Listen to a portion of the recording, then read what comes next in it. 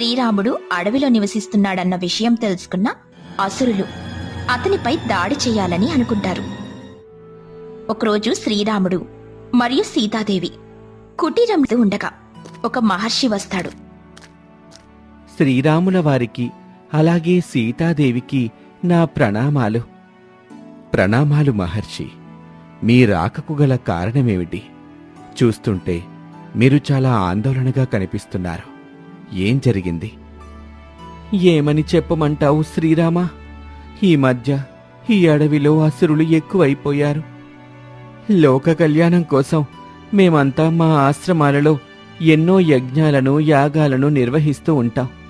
ఒకసారి తలపెట్టిన యజ్ఞం పూర్తి కాకపోతే వాటి లాభాల కంటే నష్టాలే ఎక్కువగా ఉంటాయి.